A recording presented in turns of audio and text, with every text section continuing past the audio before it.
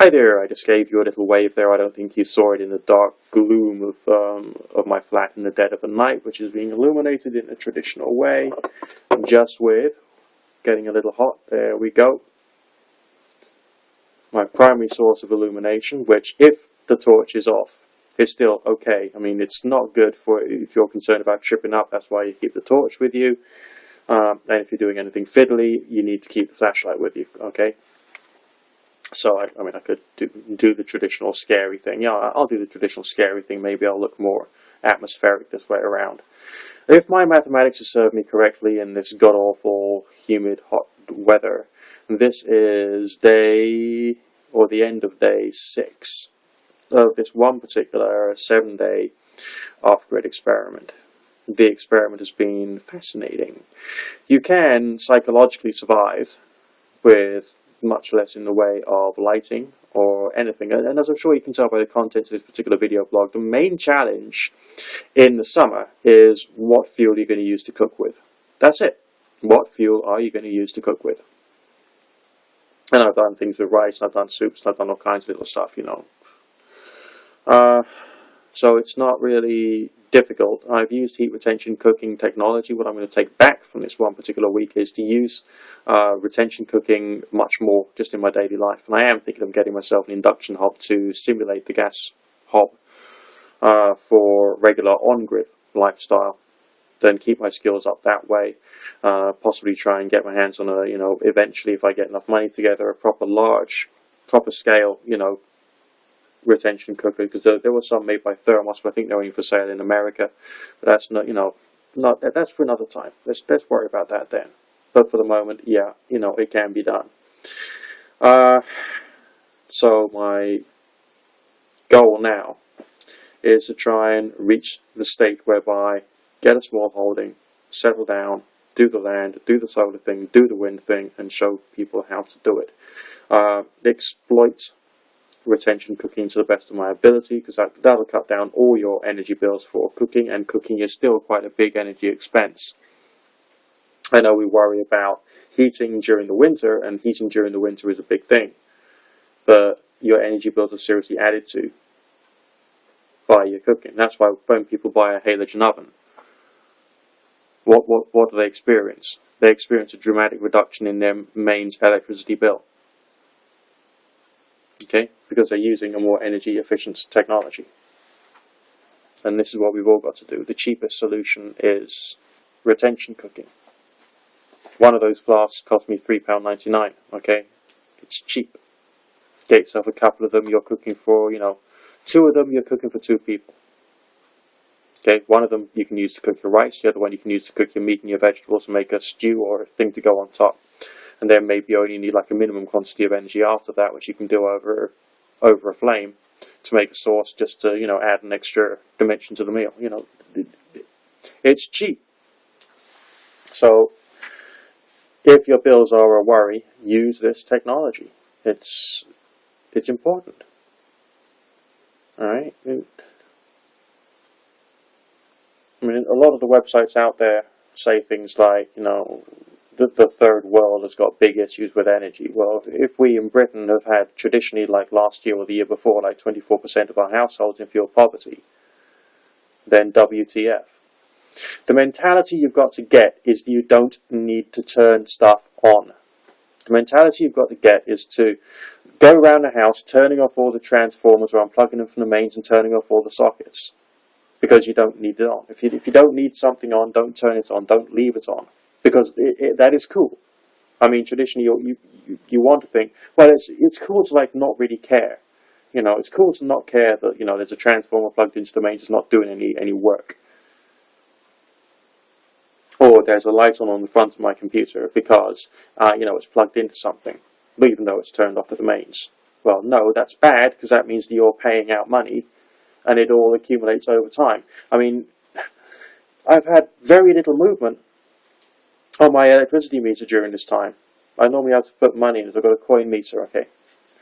So after this period of time, in the summer, I'd still have had to put a couple of pounds into that meter. I haven't had to do that this week.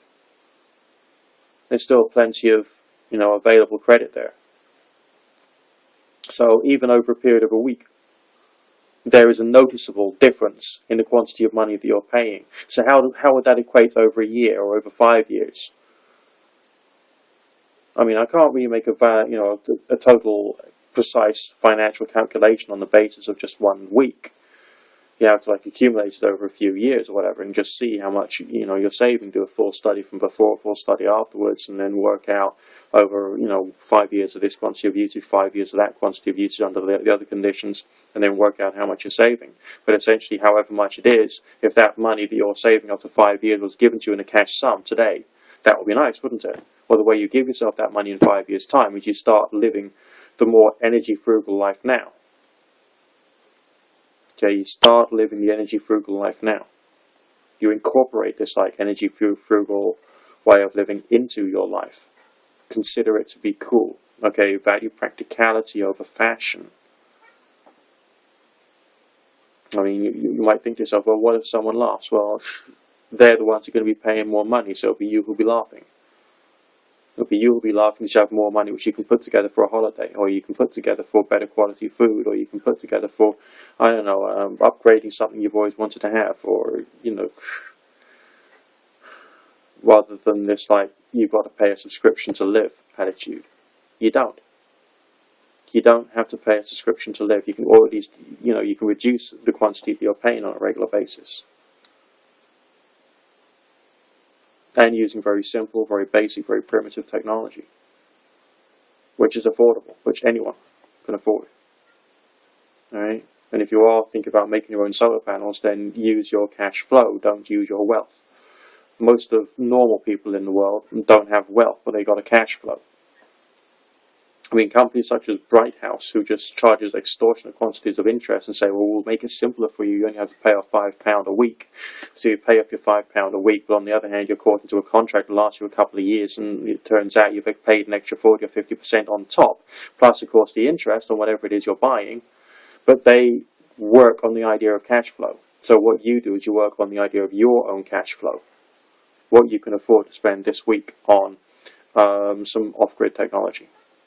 Whatever it is. If you're doing solar, then maybe 1 week you buy the solder or the tapping wire. The next week you buy the cells, or the next month or so, if you've got the money together, you buy the plastic covering and the sealants, and so on and so forth. You use your cash flow. Don't use your wealth, because you don't have any wealth.